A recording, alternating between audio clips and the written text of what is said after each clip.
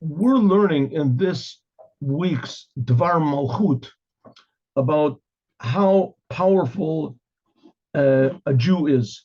That every Jew actually has the power and the ability to unify the highest levels of spirituality and in the lowest levels of the world.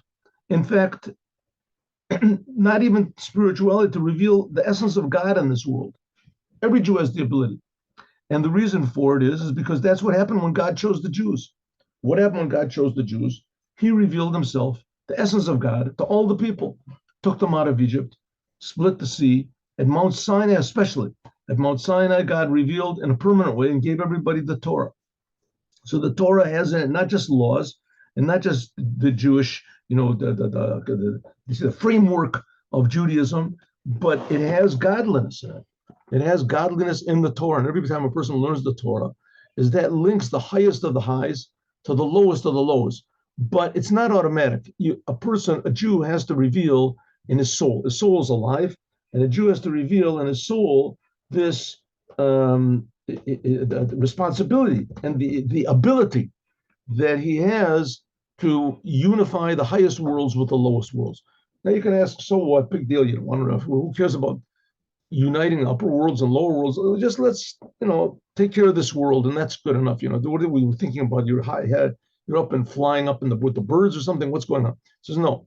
The answer, because the more that you reveal godliness, the less false egotism do you have, the less anger you have, the less depression, the less frustration, the less negativity that you have, pessimism, the less in the world, the less hatred that there are for other people, because you realize that the world is God's world, it's not our world. And not only that, God is really good, and he wants us to remain who we are, and he wants us to, to remain in the world like we are, but just to do with the world like he wants.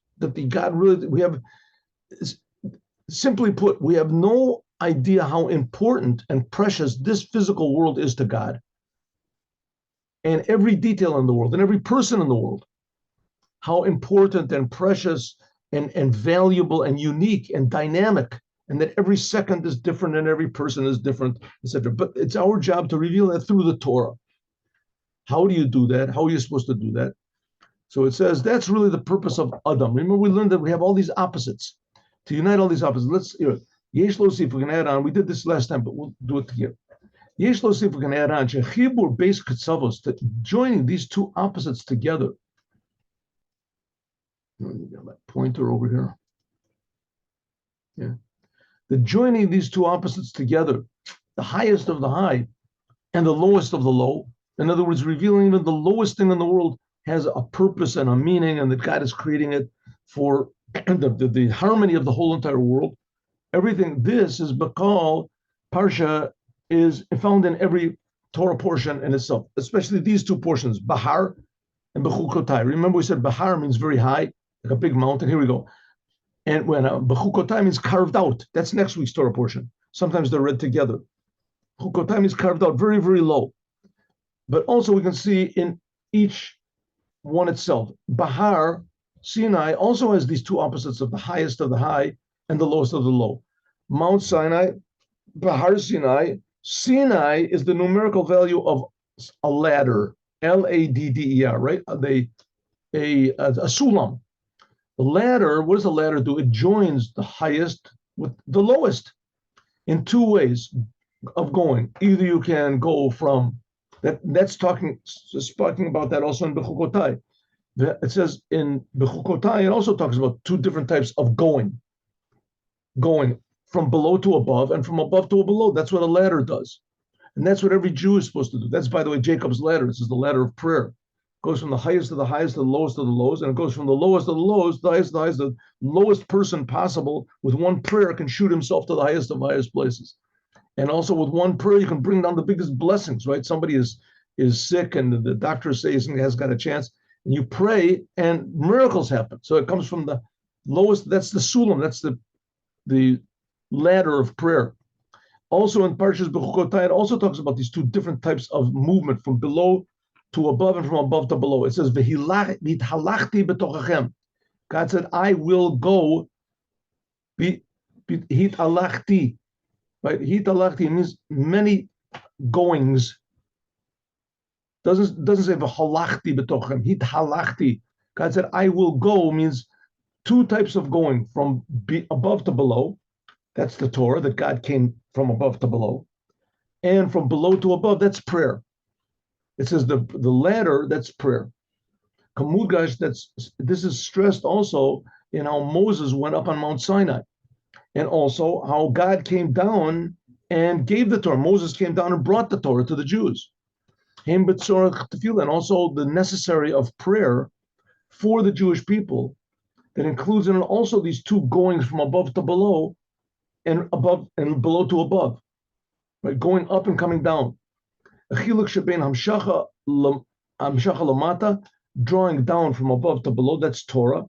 That when you learn it, you simulate what happened back there on Mount Sinai, that God is coming down again into the world. And and then there's also that comes down into human understanding, and which is a person, the la'alot, and to elevate above. That gives the person the ability to elevate himself above. That's prayer. Da lifnei mi ata omed. You should know before who you are standing, which means negating yourself to your creator. Al derech b'dugma, like it's the difference between the 10 utterances that God created the world with, and the one utterance that God created the world with. We said the 10 utterances, that stresses the world, and the one utterance that God created the world with, that stresses God. Remember, we learned about that a couple days ago. Sha'al Yadei, that by means of Sarah Maimoros, the 10 utterances that God created the world, it was drawn down below into the world. And by means of this, what God created the world by means of one utterance. This is talking about how we elevate the world from below to above, like we said before. Okay, let me just, what does this mean? What does it mean? What does it mean to reveal God in the world? And again, if a person acts in a way that people look at him and they see that he's not being motivated by selfishness, that something else is motivating him. So at first you could say, well, he's just got a good personality, maybe he's a politician. Politicians, they know how to control themselves and never get angry and never, because he's doing it for himself. He's doing it for something. They get the warmest handshakes, and they know how to help people and things like that. Maybe it could be, but maybe it could be that the person is acting the way he's acting because he wants to. He really believes that God exists, and he feels that God exists, and that's why he doesn't lose his temper, and that's why he's always got a good word to say, and that's why he's always being helpful. He doesn't give charity, doesn't think about himself, right? What is he thinking about if he doesn't think about himself? He's thinking about his creator. He's thinking about why he's being created. What's he doing in the world? What good deed can I do right now? What good thought can I think? Right? So that when a person is like that, so that it's an example to everyone around that it's possible to be like that. That it's possible to act in such a way. And that it's like the Holy Temple. You go to the Holy Temple and you realize it's possible for a building, a house, to be holy. You can feel God in a physical place in the world. It's very encouraging. That's supposed to be what the land of Israel is. You go to the land of Israel and you feel that there's a creator. You feel that we're being created for a purpose. Right now, this is a very unusual feeling. Nowadays things are getting more and more and more. The movement is to be more and more selfish, more and more selfish. That's because right before Moshiach comes, all the bad in the world becomes revealed. All the selfishness comes up to the. But the idea is that you're supposed to be selfish, but you're supposed to be godly first. In other words, you're supposed to be selfish on God's terms. That's what it's supposed to be. So that's what he says. But God helps us. We have main two ways is Torah and prayer. By means of Torah, we actually draw this awareness of God into the world. And by means of prayer, we elevate ourselves to God, where our desire is. All there is, similarly, is in Parshas Bamidbar.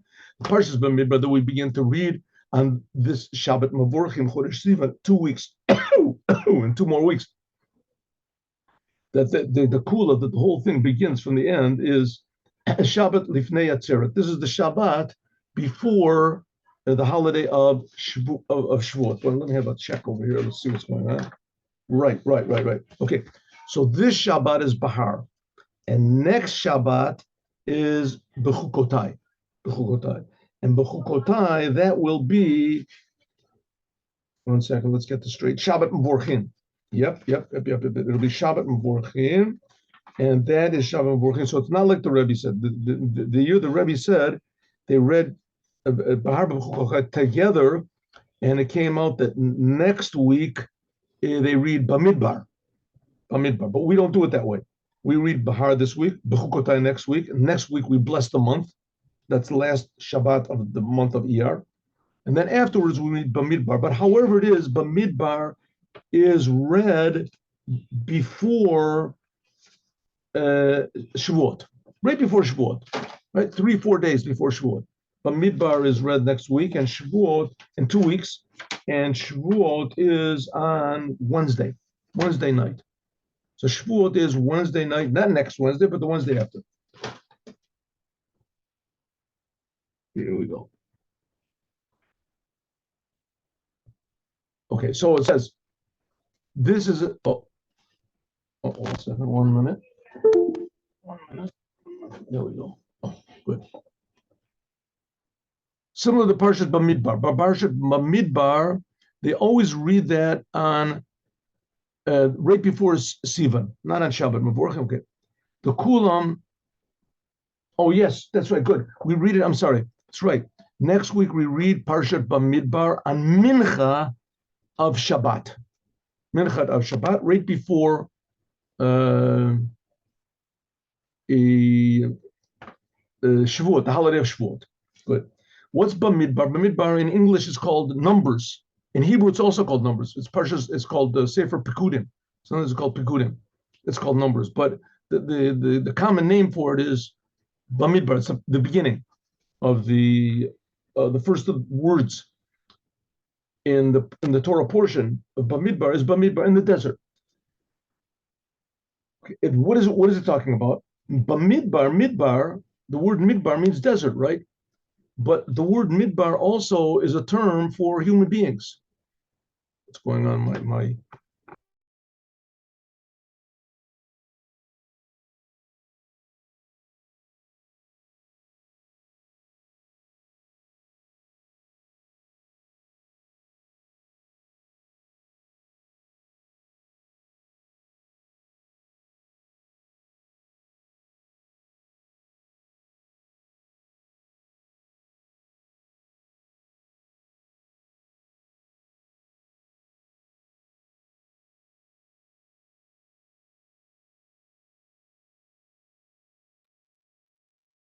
Rabbi, we can't hear you.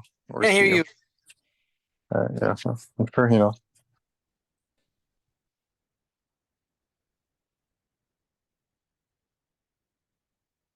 Was anyone on the after daf? Did you check? I didn't look. Oh, Arya wasn't on tonight, so I forgot that. 1 minute should be working now. We can hear you, but we can't see you. 1 second, it'll come on in 1 second. Should be. We see you grabbing onto a beard. The port. Looks like someone has come into broken into my. 1 second. How do I get it? Oh, I see what's wrong. 1 second, 1 minute. Here it is. There we go. I got it. Okay. We see the computer. We see the Dvar Malchut. It's going. Here we go. There we go. Good. Something happened with the okay, not important. Okay. The same thing, desert. Now the word desert, the same letters. The word desert is the word for human being. Medaber. Medaber is a name for a human being in Hebrew. There's domem, mineral, sameach, plant, chai, animal, and medaber. Medaber means a human being because human beings speak. That's one of the ways we're made in God's image. We speak and God speaks. Medaber, this is the language of Dibur, speaking. Shalom is this hint at Divra Torah, speaking in the words of Torah. Right? The Torah, interestingly enough, is God speaking. Huh? Whole Torah is God's speech. So we can actually say God's words. That's a very unique thing in the Torah. Gamal Dibur Torah, also words of prayer. That's one big difference between humans and animals. Animals do not pray. Animals do not pray to God. Animals cannot learn the Torah. They can't say the words of Torah. Beit Tenuot, but this is the two directions we said about drawing godliness down. That's Torah, and elevating God from below, the world from below to above. That's prayer. That's dibur, speech. She'em al derech v'dugma tasaros. This is, like we said before, the 10 utterances and the one utterance. For those of you that maybe are coming in later, just coming in now, it says in Pirkei Avot that God created the world with 10 utterances in order to give a reward to the righteous people and punishment to the bad people, because God took a lot of trouble. He created the world with 10 utterances. He said, but he could have created it with one utterance. Could have created it with one. And the Rebbe said the fact is he did create it with one. The 10 utterances are all the details of the world. The one utterance is just the fact that the world exists. Existence, that it exists. And that's the pure godliness which is in the world, the existence of the world. And what we have to do is to bring that miracle that God exists into all the details of the world. That's, by the way, a thing I always see, if people talk about the evolution. And so they're this type of proof, it could be like this, and there's, one thing evolved from the other, and all these theories. And so I say, listen, let's forget about that. The question is now, how did the world get here? How does the world stay here? How is everything existing right now? What is keeping the world in existence? What is the basic force that's keeping this world existing as it is? Forget about different, that plants came from rocks, and then from animals came from plants. There was a couple fish in the way, and then from animals there came monkeys, and monkeys there came politicians, and politicians they came human beings, and whatever it is. Okay, forget about that. You can bring all sorts of proofs and things like that. But how does everything exist? Just the very existence of the world. How does it come from? How can you just take that for granted? Granted. So on one hand, you can't take it for granted, but if you don't take it for granted, you start to realize that that's really a big miracle. The fact that human beings came from monkeys, and monkeys came from dogs, and dogs came from tadpoles or something like that. Okay, let's say it's not a miracle. Let's say that is evolution. Okay, but how does it exist? How do these things exist? So that's what the Rebbe says. We have to draw the one utterances, which is the fact of existence, into the 10 utterances, which that, however, the differentiations between different things. Okay. Od ikar, and even more. Medaber, the midbar, and medaber, this is from the language of speaking. It adds with speaking, dibur, with midaber, mem. This talks about the midaber. Dibur is speech. Midaber is the one who speaks, the source of the speech. In Yanu Torah, and Torah is stressing the importance of a person speaking the words of Torah. And if we remember before, we had Adam before, is Dam is blood, and Aleph is the Aleph. So blood is like the circulation we talked about. That's like the world, and the Aleph is the oneness of God. Here we're talking about when a person speaks the words of Torah, to the degree that Kol HaKorah V'Shona, a person who sits and learns the Torah, HaKodesh Baruch Hu Korah V'Shona Kanegdo, God actually learns opposite him. That's what it says. Hainu, She'ikar Hu, the main thing is the person speaks. And then when we speak words of Torah, HaKodesh Baruch Hu, God, Korah V'Shona Kanegdo, God says those words of Torah opposite him. That's what it says. So we don't know how powerful and potent we are. So to speak, God is waiting for us and depends on us to have the words of Torah spoken in the world. Dargat Torah shebe'erich la'adam. This is learning Torah, and the Torah comes down to our level.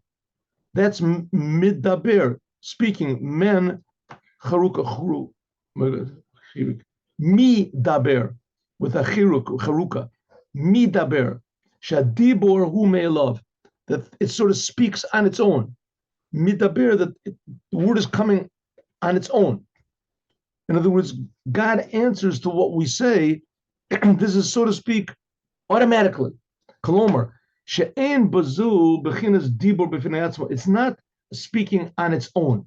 Kamo mi daber or mi. I'm sorry, mi daber. This is obviously there was punctuation, but it didn't come out in the printing. Mi daber. Mi daber means with a shva. Shva is sound. No, one second. No, that's a segel. I'm sorry, midaber. Like a midaber. Midaber means someone who. One second.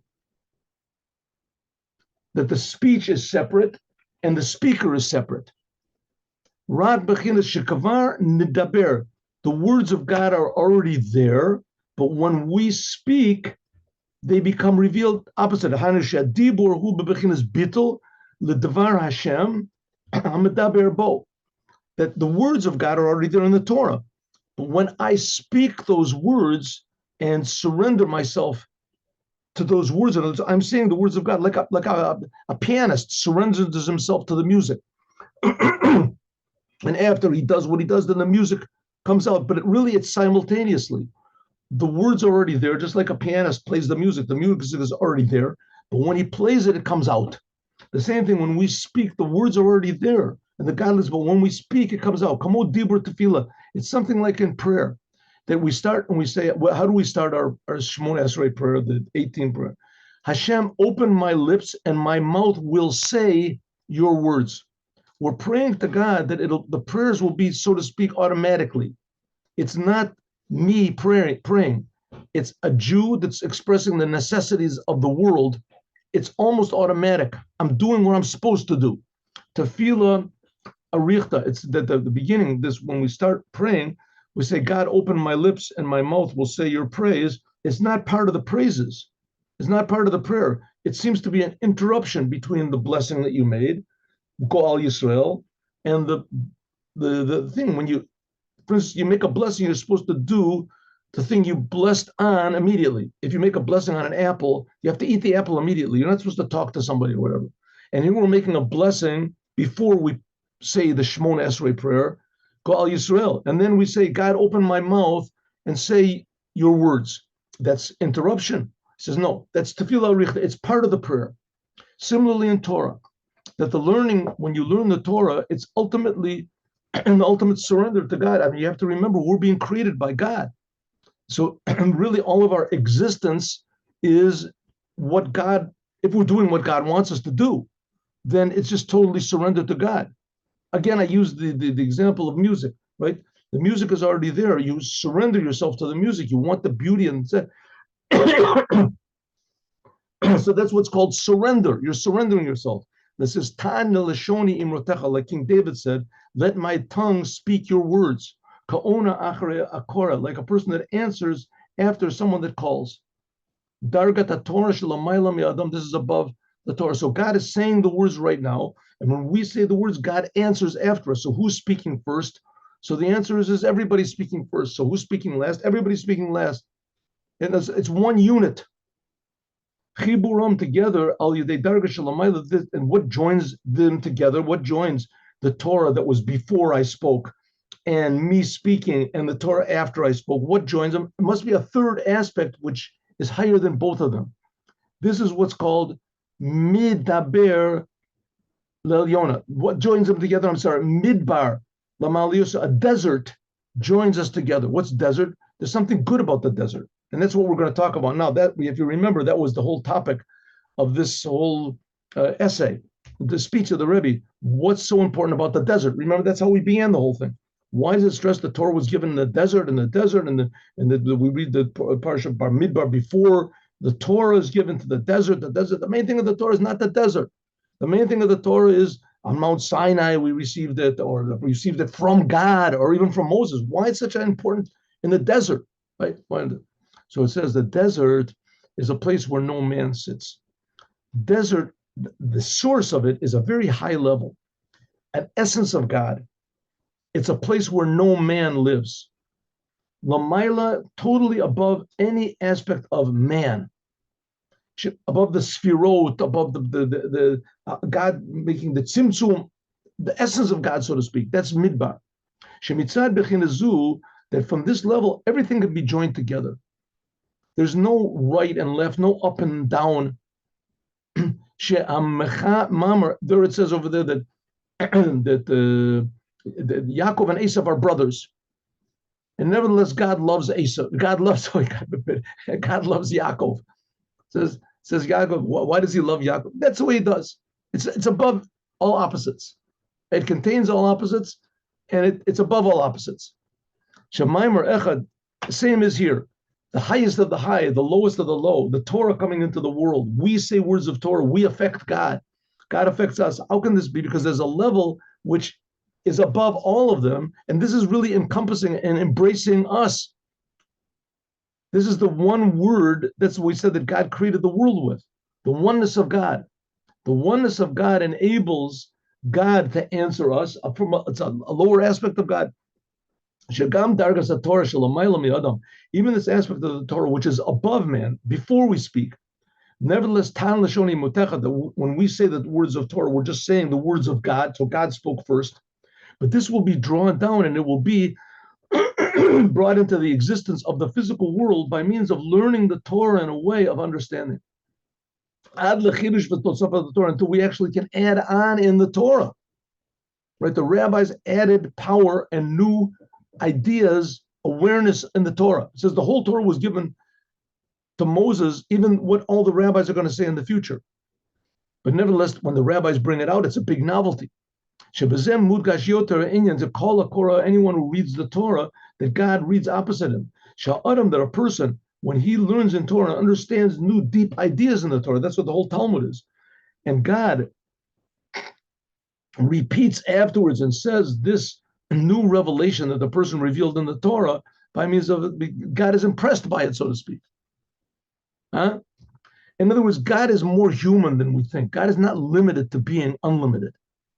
And therefore, the Parshas Bahar, when is told the portion of Bahar and Bechukotai that we read on the Shabbat before Rosh Chodesh Sivan, Bahar Bechukotai, Lifnei Berachas HaChodesh, Lifnei, we make the blessing on the month. As Mudgash, Be'ikra, the main thing we stress is that there are two opposites, two poles. Bahar is the details of the world, and Bechukotai is bittul, surrender totally to God, the point which is totally above the world. Bechukotai means carved out, right? The Ethereum is even more. Betchilat in the beginning of and the end of Bahar and Bechukotai, right? In the Rebbe's year, they read them together, but we can also learn the lesson. This week's Torah portion, Bahar, is also Har Sinai, Lo Bamidbar Sinai, Mount Sinai, a mountain specifically that stresses the idea of that the world does exist and all the details of the world are important. And in Bamidbar that we read Shabbat right before the giving of the Torah is stressed mainly how these things are joined together by means of what's above the both of them. So Bahar is talking about being the mountain, very, very high. All the details are important. Bechukotai means the letters were carved out, that they don't even exist. There's no existence to the letters. They're just carved out in the stone. And joining them together is Parshas Bamidbar. That's talking about Bamidbar, the high aspect of the desert, the upper aspect of the desert, which is above both of them, where no human being can be. Oh, now we can understand why the Torah was given in the desert. The desert, which is a place which is ownerless. Remember, the Rebbe asked in the beginning of this, why was the Torah given in the desert? And all the rabbis answered, because the desert is a place which there is no ownership. Nobody owns anything in the desert. And the desert is ownerless, right? It's hefker. It's a place of hefker. There's no owner. And the question obviously is, but that's not so. The Torah is given to the Jews. The Torah does have an owner. The owner are the Jewish people. So why did God give the Torah in the desert? It says because it's ownerless. But that's the opposite of what the Torah is. The Torah is that there are owners. We do own the Torah. Says the Rebbe, now I'm going to explain why. Because like it's expressed also in the beginning of the month of Sivan, which is going to be in a couple of weeks, Bo Midbar Sinai, they came into the desert of Sinai. And when we read on Parshas Bamidbar, like we explained before, that Midbar is a place which is Hefker. namely a place where nobody owns anything. This is what's called, it's not just a reshut arabim where the public owns the road. It's the possession of everybody. The desert ideally is a possession of nobody. Doesn't own it. Okay, nowadays they have all these countries, and every country is very jealous of even the worst, most worthless land that they can. There is, the Sahara Desert, which there's no, but they're very jealous. They don't want you to build anything there because maybe you're planning an attack. But ideally, a desert is a place which is worthless and a place which is ownerless and that nobody wants it. You want to go there and build a house, you're a nut, you're crazy. Build a house is not going to last over there. There's no water, there's no anything. So why give the Torah in such a crazy wasteland? Why place? Says the explanation is like this. We just explain that a desert is not a public domain. A public domain, this is talking about the level of the Torah that has a connection to the public. Like it says, 600,000 Jews received the Torah. So that's the number of letters that are in the Torah, if you count the punctuation, wherever. This corresponds to 60, right? Therefore, this is the possession of the Jewish people. It's the possession of all of them. This is in a way that it's a Yerusha, it's an inheritance, a possession. This is the level of the Torah which is relevant to the world. That's the 10 utterances or the 10 commandments, if you want to. Midbar, a desert, this is a place which is ownerless. This hints at the level of the Torah, which is totally above any connection to the world at all. This is the godliness in the Torah. Oraisa v'kodesh baruch hu, like it says, God and the Torah and God are totally one. Maimor echad, this is the one utterance that God created the world with. Or as when the 10 commandments were given, Anochi, the one I of God. Shemitzad atzmo, that on its own, it has no connection to the world whatsoever. It's just totally the possession of God. God, so to speak, made it ownerless. No one can take possession of this. By means of this, so God gave permission that anyone who wants to come to take the Torah can get the Torah. This is the aspect of the Torah which unites the highest of the high to the lowest of the low, and elevates the lowest of the low to the highest of the high. That's what the Torah wants. That, by the way, is one of the reasons why you can tell if the Torah is working on a person who learns the Torah if he has love for every Jew. Every Jew. He can find something good in every Jew. And if he sees there's only bad things, at least he only talks about the bad and not about the Jew, not about the person. If a person can say bad things about another Jew, it's a sign that the Torah doesn't work. Or the person is just not Jewish, but that could be also. But most probably it means that the Torah is not working. He's just activated his own ego part. He sits and learns Torah all the time. It's not not the desert part of his personality is not what's working, the godly part. What's working is his own ego. So he uses the Torah for his own nefarious purposes, whatever they're. And therefore, the Torah was given in the desert, a place which is ownerless, in order to hint that the completion, the true learning of the Torah is when you receive the Torah, this aspect of the Torah, which is totally above any connection to the world. In other words, when you learn the Torah, you must understand the Torah. That's what the whole Talmud is, understanding. But you have to understand that when you are understanding, you have the deepest, most amazing, complicated mind, you can just understand and remember everything that there is, right? Everything that there is, but it's all a miracle. It's none of it is yours. It's all God's possession. And if God wanted to put the same possession into a squirrel or whatever it is, a monkey, he could do it. God could do it, and a tree, right? God could do anything he wants. He just decided he wants to do it to you. So the Torah, in other words, the Torah is ownerless. It's not really yours. It's not your Torah. But once again, I wrote all sorts of books and I'm a big genius. That's a big gift by God. God wants you to do that. But the aspect of the Torah, that's the godliness of the Torah, is ownerless. In order that you can receive the Torah, that God had to give it in a place which was hefker. But Yesh Lomer, we can say that the whole purpose of the giving of the Torah in a place which is ownerless, this is really going to be revealed in the future. that the Torah, it says that there's going to become a new Torah from me. Interestingly, this is a sentence in Isaiah. Interestingly, it's not at all a sentence in Isaiah. In Isaiah, it says the Torah will come from me. And it's a midrash. A midrash says that means a new Torah is going to come from me. A midrash. What does it mean, a new Torah? That we'll feel that the Torah is coming from me. It's coming from God. That the Torah will be there, all of the details, all of the nuances, and all of the questions, all of the answers, and all the laws that come out of it, with all the customs and everything that comes out of the Talmud will be exactly the way it is, but we'll feel the godliness. We'll feel that it's the Torah of God. So it's totally above any connection to the world. Therefore, and it'll be impossible to misinterpret the Torah. It'll be impossible to twist the Torah. When we feel the godliness of the Torah, then that'll be the end of Islam. When we realize that it's impossible to twist the interpretations of the rabbis, then that's the end of the church. Because the whole Islam is based on the idea that the Torah of the Jews that we have today doesn't come from God. It was lost. We just made it up, which, of course, that's a big lie. And the whole of that other religion, the whole thing of them is that we didn't know how to interpret the Torah properly. You have to have a proper interpretation. So when we see the godliness in the Torah, we'll realize that the rabbis were totally devoted to this godliness, the rabbis of the Talmud. It's impossible that their interpretations were wrong.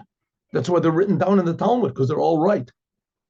And therefore, that the Torah was put into the world comes from me. That it is no longer, so to speak, the possession of God, but God mafkir, he made it ownerless, that anyone who wants to come and can take the Torah and become godly, any Jew. Alpis, according to this, we can explain also what it says, why it says the third month. On this day, the Jewish people came into the desert of Sinai. Therefore, it says, Vayichan Sham Yisrael. Therefore, it says the Jewish people camped over there. Vayichan says, not the Vyachanu. The Jewish people were like one person. When they came into the desert, they were like one person with one heart. Hoyel v'shanu Yisrael. Since the Jewish people hated machloket, since they hated, how do you say, the arguments, dissension between them, v'ahavu et hashalom, they loved peace. Nasu chanaya achat, they made one campment. Harisha she'etin lechem the Torah, the time when I gave you the Torah. What does it mean that they hated the arguments? The whole Talmud is filled with arguments. What does it mean they loved peace?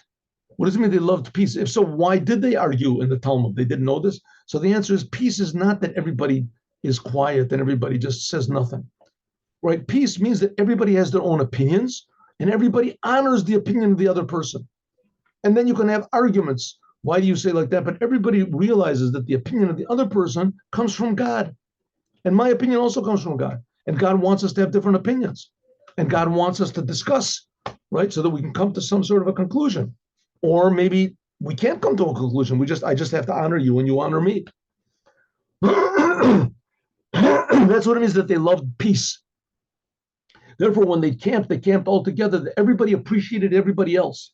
Kadei lekabel dargas Torah, in order to receive the level of the Torah, which is above any connection to people. Adam, shenitna b'makom hefker. That's why the Torah was given in a ownerless place. Therefore, a person has to go out of his own selfishness and his own separateness. And by means of this, he makes himself like a desert, which is ownerless. Tachlit habitl, ultimate negation. Ubitl zen, this mitbateh b'shlilis a machloket, that there's no arguments and there is love and peace. So like I said before, how can it be that I have an opinion and you have an opinion that's opposite mine, totally opposite mine, and nevertheless we can get along and we can talk calmly about it, right? And maybe it could be a heated argument, but I don't hate you and you don't hate me. How can this be? Because there's something higher than both of us that's holding us together. And so you can see this very amazingly now. You have this whole woke movement and things, and if you say anything that's even the slightest nuance that contradicts what they say, they are angry and they hate you and they want to destroy you and they want to destroy everything that there is that is opposing them. And what is their opinion? Yeah, that's their opinion, that you have to destroy everything. And if you try to hold on to your own existence, then you're against them, because they're for total destruction, destruction of the family, destruction of everything, and that's their opinion. And if you against them, you have no place in the world. You have no place in the world. That's not called peace. That's interestingly enough, that movement is called communism. Communism means everybody's going to be common. There'll be one opinion. With that opinion, want to be one opinion is that the hundreds of millions of people were killed. Huh? That trying to force everyone. Shalom means that you honor the other person's opinion. In order to do that, you have to be aware of something that holds you both together. And that's what happened on Mount Sinai. They felt the desert. The desert is a place which is ownerless from the essence of God. And by means of this, they were fit to receive the Torah. When they embodied this peace in the world, Shalom, then they were vessels to receive the Torah. Even though, and that's the same Torah we have now. Even though the preparation for receiving the Torah is by means of bittul, surrendering yourself and not being anybody, right? Just surrendering yourself, say, okay, whatever, I'm not going to express my opinion. But this is in a way that kol rotza lekabel yobo lekabel. Anyone who wants to receive can come and receive the Torah. What does it mean? Kabbalah to Adam. Not like it says in the Torah, nitna. The Torah was given. Was the Torah, the holiday of giving of Shavuot is called the day of Matan Torah. Asher notan lanu at the Torah. What about receiving the Torah? Says the Torah, God gave it, but not everybody received it. When they came to Mount Sinai, they were the desert of Sinai. They made themselves like a desert. They were ready to receive. Shebezem mudga shagam, that also shagam, that also this level of the Torah, which is above the world, is received and comes into the world. How? By means of us. By means of us learning and understanding and grasping the ideas of the Torah. And even though the ideas of the Torah are talking about details which have nothing to do with God, right? My ox gored your ox, and your ox was pregnant, and we see that there's a baby next to it. Was the baby born before my ox gored or after it? Because then you have to know what's this got to do with God, right? What does it have to do with God? Let's talk about simple laws of damages. Until finally the people actually, there's, excuse me, new ideas which are revealed in the Torah. Tocha Mitzias the Kedusha, that's ultimate holiness. Also, we can say, we're not going to finish this. Okay, so you know what we're going to do? We are going to finish this next week, because next week is also Bahar B'chukotai. It's also good. So we learned about why the Torah was given in the desert, because the desert, in a bad way, is a terrible. That's where all the questions come from, right? The desert. But a desert in a good way is a place where no man is. It's the source of all unity. It's above all differences. It's the thing that holds everything together, including the lowest and the highest, including the essence of God coming down and man going up. All of these opposites are all hinted at by the desert, and that's what God gave us when he gave us the Torah, the ability to unite the essence of God with the lowest part of man. And that's, of course, ideally, that's the idea of Moshiach, which Moshiach is going to do. Okay, let us now do the Yom Yom. Today is Friday, so we only do two things, okay?